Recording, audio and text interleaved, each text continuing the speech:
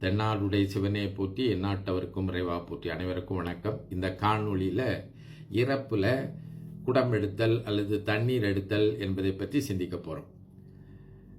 வழக்கமாக பார்த்தீங்கன்னா 5 வீடு தள்ளி தண்ணி எடுக்கணும், அப்புறம் ஒற்றைப்படையில் தண்ணி எடுக்கிறவங்க இருக்கணும், மேலே வெள்ளை துணி பிடிக்கணும், அப்புறம் சீர் கொண்டு வரணும், இப்படிலாம் பலவற்றை சொல்லுவாங்க.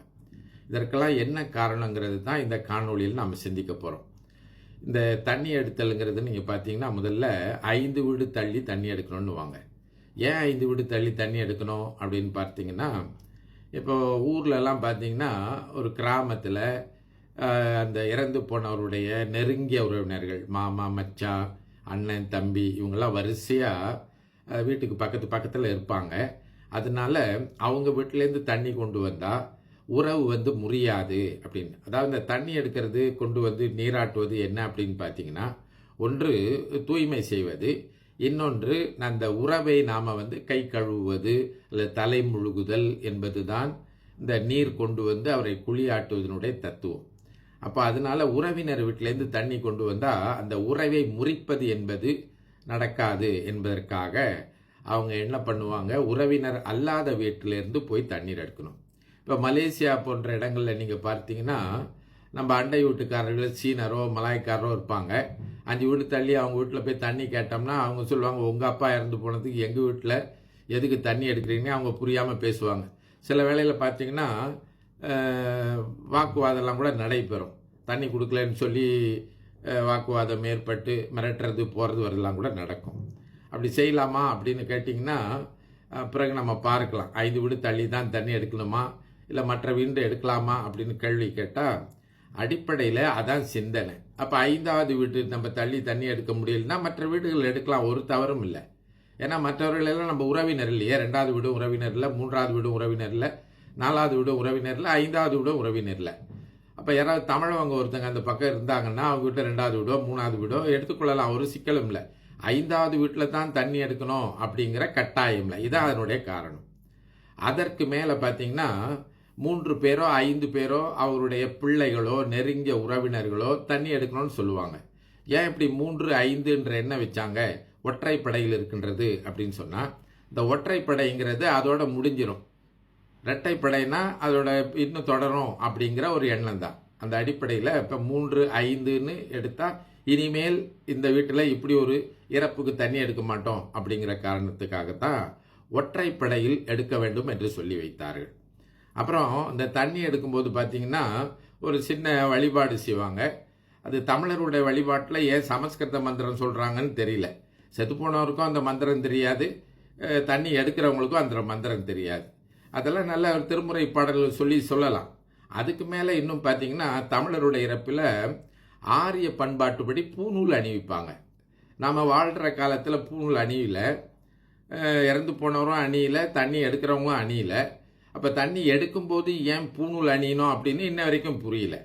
அப்போ அது நம்முடையது கிடையாது. இந்த பூநூல் அணிவது என்பது ஆரியர்களுடையது.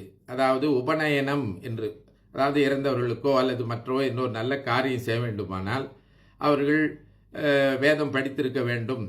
அது படித்திருந்தால்தான் அந்த உபநயனம் என்பது அவர்களுக்கு இடப்படும். உபநயம் பெற்றவர் தான் அவங்களுடைய பெரியவங்களுக்கு இது போன்ற செயல்களை எல்லாம் செய்ய முடியும், காரியம் செய்ய முடியும் என்கின்ற ஒன்று இருக்கின்றது. அதனால தான் பார்த்தீங்கன்னா திருமணத்தில் கூட நீங்கள் பார்த்தீங்கன்னா பூணூல் போட்டு தான் அவங்க திருமணம் பண்ணுவாங்க தமிழர் கல்யாணத்தில். அப்போ நம்ம புரியாமல் நம்ம என்ன பண்ணிட்டு இருக்கோம், நம்ம பண்பாடு எது அவர்கள் பண்பாடு என்பது தெரியாமல் இந்த சடங்கு செய்கிறவர் பார்த்தீங்கன்னா தமிழரில் தான் இருப்பார். அவர் பார்த்தீங்கன்னா எல்லாருக்கும் ஒரு பூணூல் போட்டு விட்ருவார். அப்புறம் அதுக்கு மேலே திருநீர்லாம் பூசுவாங்க. ஒரு திருமுறை எதையாவது சொல்லலாம். அப்போ பூணூல் போட வேண்டுமா என்பது கேட்டிங்கன்னா அது நம்முடைய பண்பாட்டு கிடையாது. இறந்தவர் தமிழர், அந்த சடங்கு செய்கின்ற நீங்களும் தமிழர், அந்த தண்ணீர் எடுக்கின்றவர்களும் தமிழர்கள். தமிழில் ஒரு பாட்டு இறைவனை எண்ணி சொல்லலாம், ஒரு தவறும் கிடையாது. அதை சிந்திக்க வேண்டும். அதற்கு மேலே நீங்கள் பார்த்தீங்கன்னா அந்த தண்ணீர் குடத்தை தாய் மாமன் எடுத்து, அந்த தண்ணீர் குடம் எடுத்து வைக்க இந்த கொள்ளி வைக்கின்றவருக்கு தாய் மாமன் அந்த தண்ணீர் குடத்தை எடுத்து வைப்பார். இது என்ன பொருள் அப்படின்னு சொன்னால், நம்முடைய தமிழர் பண்பாட்டில் தாய் மாமனுக்கு எப்பொழுதும் ஒரு சிறந்த இடம். என்ன இடம் அப்படின்னு சொன்னால், இப்படி இறந்து போன தந்தைக்கோ தாய்க்கோ அல்லது மற்றவருக்கோ இந்த காரியம்னு சொல்கிறாங்க இல்லைங்களா, இந்த சடங்கை செய்கின்ற இருக்கிறவருக்கு அவருக்கு பின்னால் பக்கத்துணையாக இந்த தாய் மாமன் எப்பொழுதும் இருப்பார் என்பதனால தான் அந்த இருந்து அவருக்கு அந்த குளியாட்டுகின்ற அந்த சடங்கிற்கு துணையாக இருப்பேன், அடுத்து அதற்கு பிறகு அவருக்கு இறப்புக்கு பிறகும் அந்த குடும்பத்திற்கு துணையாக இருப்பேன்கிறதுனால தான் தாய் மாமனுக்கு அந்த முதலிடம் கொடுத்துருக்காங்க. அப்போ அவர் என்ன செய்வார், அந்த நீர்க்குடத்தை எடுத்து தோள் மேலே வைப்பார். அப்புறம் வைத்துட்ட பிறகு அவங்க என்ன செய்வாங்க, தொடர்ந்து நடந்து போவாங்க. இப்படி நடந்து போகும்போது பார்த்தீங்கன்னா மேலே ஒரு வெள்ளை வேட்டி மாதிரி பிடிச்சிருப்பாங்க. அது என்ன அப்படின்னு சொன்னால், கொண்டு போகிற அந்த நீராகப்பட்டது மேலே இருந்து ஏதோ ஒரு பறவைகளோ ஏதோ ஒரு எச்சம் பண்ணி அழுக்காயிருமோ அல்லது தூய்மையற்று போயிருமோ அப்படிங்கிறதுனால அதை வெள்ளை துணியில் மூடி கொண்டு போவாங்க. இப்படி கொண்டு போகும்போது இன்னும் பார்த்தீங்கன்னா இந்த நீரை சாதாரண நீரடாக இல்லாமல், முந்தியெல்லாம் பார்த்தீங்கன்னா சாதாரணமாக தான் கொண்டு போனாங்க.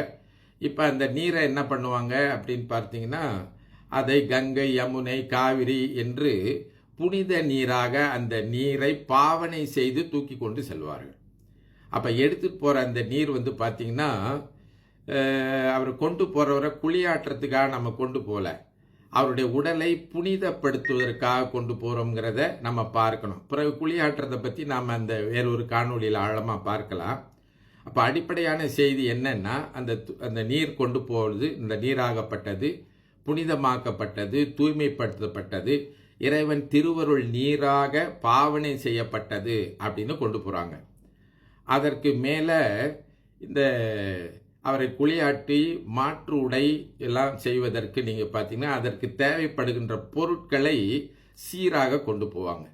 அதில் பார்த்தீங்கன்னா எண்ணெய் இருக்கும், நல்லெண்ணெய் இருக்கும், சீயக்காய் இருக்கும், அப்புறம் அவருக்கு அணிவிக்க வேண்டிய உடைகள் இருக்கும், வேட்டி துண்டு இருக்கும், பெண்ணாக இருந்தால் சேலை இருக்கும். அப்புறம் அதற்கு மேலே இந்த எலுமிச்சை, ஆரஞ்சு பழம் போன்றவையெல்லாம் அந்த குளியாட்டுகின்ற போது பயன்படுத்துகின்ற பொருளாக இருக்கும், எண்ணெய் வைக்கின்ற போது பயன்படுத்துகின்ற பொருளாக இருக்கும். அப்போது இந்த நீரை எடுத்து போவது என்பது என்னன்னு பார்த்தீங்கன்னா, அவங்கள குளியாட்டுறது இல்லை, அந்த உடம்பை தூய்மை செய்ய வேண்டும். இறைவனிடத்தில் போகிறதுக்கு முன்னாடி இந்த உடம்பு தூய்மையாக இருக்க வேண்டும், உடலும் உயிரும் தூய்மையாக இருக்க வேண்டும். அதனால தான் நாவுக்கரசர் நீங்கள் பார்த்தீங்கன்னா இந்த உடம்பு தூய்மையாக இருக்கும், உயிர் மட்டும் தூய்மையாக இல்லாமல் உடம்பும் தூய்மையாக இருக்க வேண்டும் அப்படிங்கிறதுக்காகத்தான் சிவபெருமானிடத்தில் தன்னுடைய உடல் மீது சூலக்குறியும் இடபக்குறியும் வேணும்னு கேட்பார்.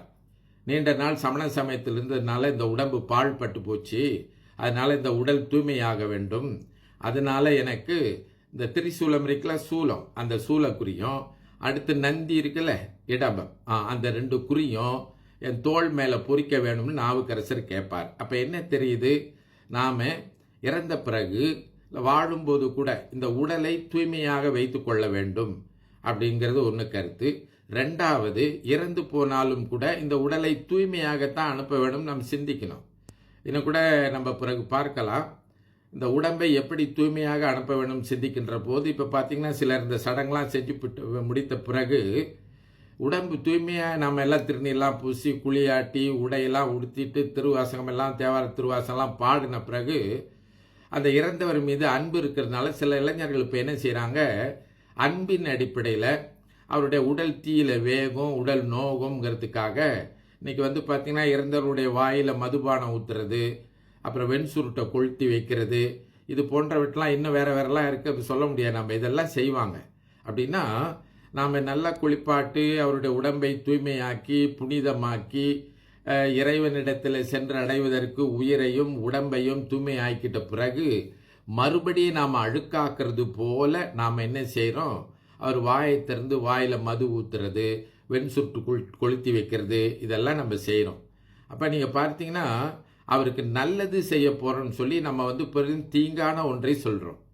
இப்போ பெரியவங்க அதனால தான் சொல்லி வச்சாங்க என்னன்னா, அவரை நாம் தூய்மைப்படுத்தி அனுப்புகின்றோம், அவருடைய உடம்பை தூய்மைப்படுத்தி இறைவனிடத்தில் செல்வதற்கு தகுதி உடையவர்களாக நம்ம ஆக்குறோங்கிறதுக்கு தான் அதெல்லாம் செய்கிறோம்.